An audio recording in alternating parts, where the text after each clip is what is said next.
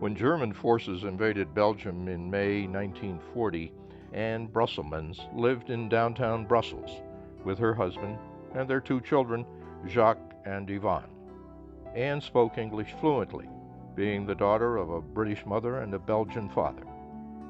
Not long after the Germans occupied Belgium, underground members approached her about helping the Allied cause by translating wireless messages coming from England. Her daughter tells how this first contact with the underground grew into a much larger involvement. The minister of our church came knocking on the door. We had just come back from being refugees on the road for 31 days, and asked my mother, who spoke very good English, to translate some BBC programs into French and then distribute them to patriots. Well, that was not too much of a problem, not too dangerous. But then what happened next is that the minister came back and asked us, or asked my mother, if she would take a British airman. Of course, Americans were not in the war yet. So she discussed it with my father, and they said, well, we would like to have somebody do the same thing for our son, Jacques, if this happened to him. So we had the Bill Norfolk, who was the first British airman. And then we had a Canadian, and then we had a New Zealander, and then the Americans came into the war, and we ended up with quite a few. I never knew who they were until one day when I asked my mother, and she said, well, they're Flemish cousins. And so they don't speak French, we don't speak Flemish, so we will speak English to them. Well, that went along very well until one day I thought, well, I have one uncle and two cousins, and I now have given up my bed to 32 Flemish cousins. And I said, there's definitely something wrong here. There was an air raid. We were down in the cellar, and I was sort of looking around, passing time, and I found a metal box, which I still have, as a matter of fact, and found the pictures of my so-called Flemish cousins and ID cards and paraphernalia that my mother needed. And I went up and I said, you know, I know who these Flemish cousins are now. And of course, then it wasn't fun anymore, because it then became dangerous. You had to be very quiet at school. You could not say that your house was invaded by 3, 4 Allied airmen. Powerful threats to the underground came from Belgians who collaborated with the Germans and from German moles who impersonated Allied airmen to infiltrate the underground. When the Germans moved into Brussels, they plastered notices all over the place, and it was probably more because of helping Allied airmen. There was a notice saying, if you help an Allied airman in any way, you will not, there will not be a trial. You will be arrested and you will be shot. And it scared a lot of people away, but and that is probably why it was so difficult to find some safe houses to put them in. Money speaks. Money speaks. If you handed an airman to any German soldier, you would get Belgian money back in the 40s of 43, 10,000 Belgian francs.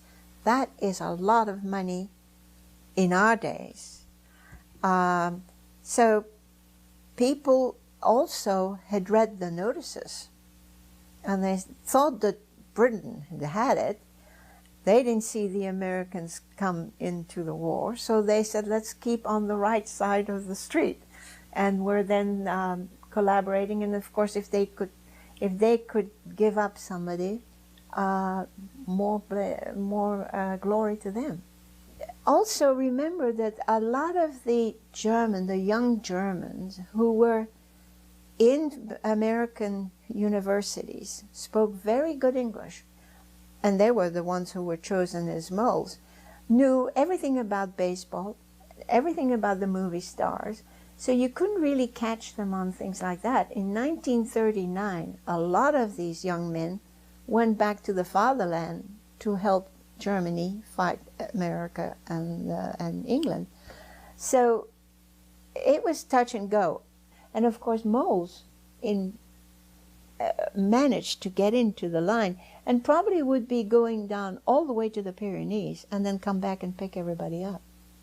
The Germans had moles in the schools, and we had a little Jewish friend of mine, and she was still at school, and they came, they picked her up. We knew then that we would never see her again.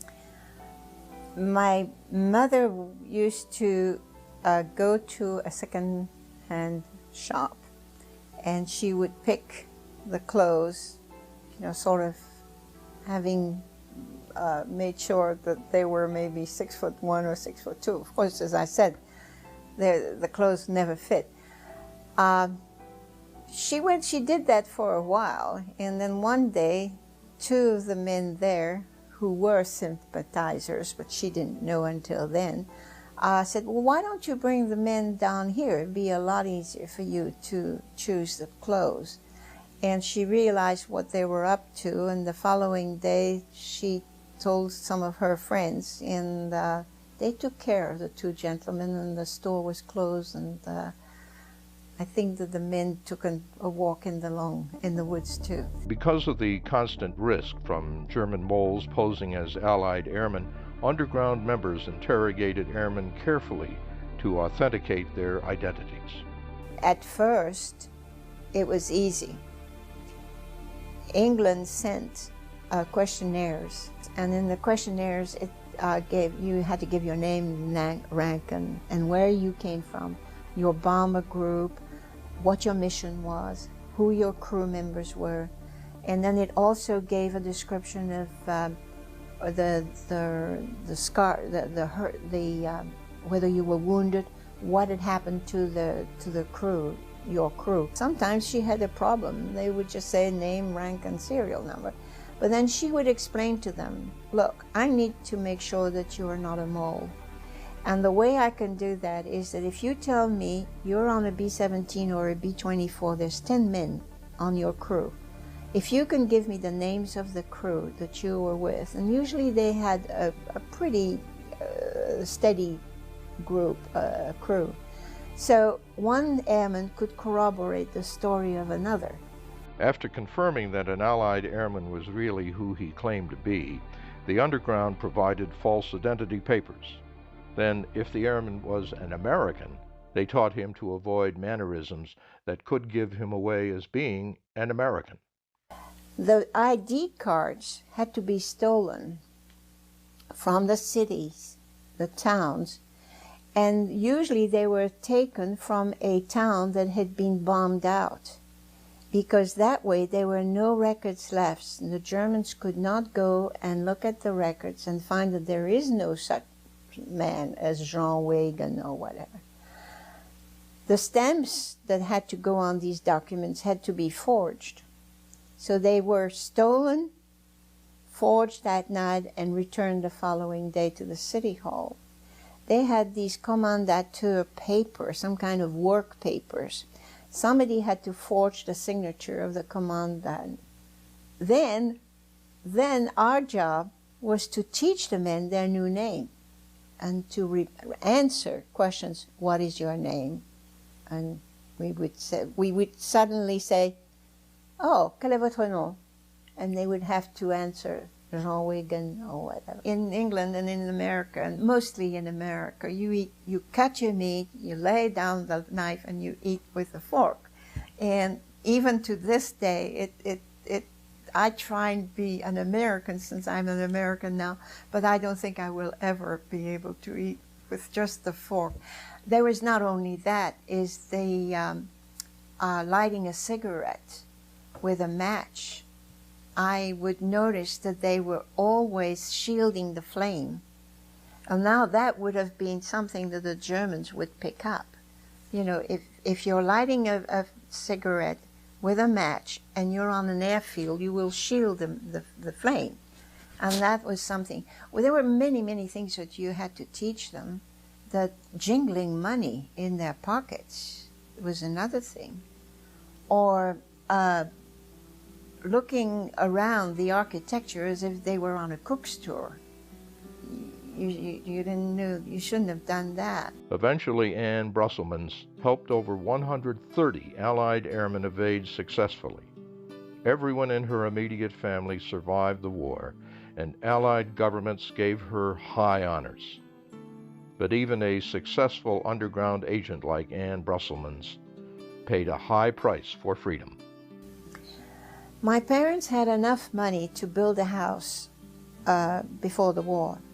And when they discussed whether they would help airmen or not, they thought about the financial. My parents were not well off, but they did have that amount of money for a house. And my father's favorite remark was, "You can't eat bricks, so let's use the money and we'll see afterwards." Well, we ran out of money. When we were liberated, or very soon after we were liberated, the Allies offered to repay the Baron Orca and my mother. And they both said, you know, that was part of our duty. We had nothing left. She had to go to work. We had sheets that had holes in. We had wooden shoes. We didn't have a thing left, and definitely not money for a house. Marguerite Brouard and her family were British citizens living in Normandy when the Germans invaded France. Her father was arrested at once. Marguerite and her mother were in Paris when the underground approached them about helping Allied flyers. We lived in Normandy, and when the Germans invaded France, they were arresting all the British subjects, and my father and mother were British subjects because they were born in the Channel Islands in Guernsey and Jersey, and when they got married they went to live in France. So my father was arrested first. We didn't know where he was for 3 months. Then my mother was told if she had relatives in Paris to leave Normandy and go there, that she might be safer. I was living in Paris at the time with an aunt of mine. Our friend Maud had a dentist who was in the underground, and he asked her if we could hide American airmen, and so she discussed it with my mother and they accepted to do that. Marguerite and her mother experienced firsthand the danger of underground infiltration by German moles. We said we could be caught and we could be sent to concentration camps. The children could be tortured in front of the parents and things like that. So we had a narrow escape. We had 2 airmen who were brought to us once, and we were told to watch them because they were very suspicious. They were supposed to be 2 American airmen. They had a very likable story. They spoke perfect American, and but their behavior was strange. They were looking through everything, papers and all that, in the homes where they had been previous to ours, and they did the same at our place. And we found out that they thought they were German spies, and we had them for a few nights at our place. And I recall my mother-in-law coming. My future mother-in-law was also in the underground at the time, and she came to fetch them and took them along the Seine, and supposedly they were shot. Despite the danger, Marguerite and her mother hosted 17 flyers on their way to freedom. Well, we had 17 altogether. We had 11 who stayed 3 weeks each. They used to come 2 by 2, and then some others only stayed 2-3 nights. Others stayed just 1 night. They were waiting to have all the arrangements made for them to go to Spain. Then the last one we had was British, and he was supposed to be a British spy, and they had posters all over Paris that, you know, if anybody would turn him in, they would get $1 million. I don't know how many francs at the time. So he was very, very scared. And we only had him for a few days too, and they took him away. And after that, they said, we can't bring you anybody else.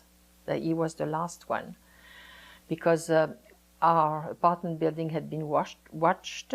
We had a friend who had been taken to Buchenwald, tortured and died. And my mother-in-law had been followed. She had to also leave her apartment. So the Germans were getting very close on us. So we had to stop. Well, it was a little frightening. I guess it was more frightening for my mother and Maud than for me. Maud got a nervous breakdown and she tried to commit suicide. I think she was very depressed, and she was hungry all the time. She couldn't take it. Why did Anne Brusselmans, Alice Brouard, and thousands of others risk the lives of themselves and their families to help Allied airmen? Freedom has a price, and it's only when you've lost it for 4 years that you realize what it means to you. I mean, it was awful to be occupied by the Germans and not have our freedom. So I think that's a good enough reason.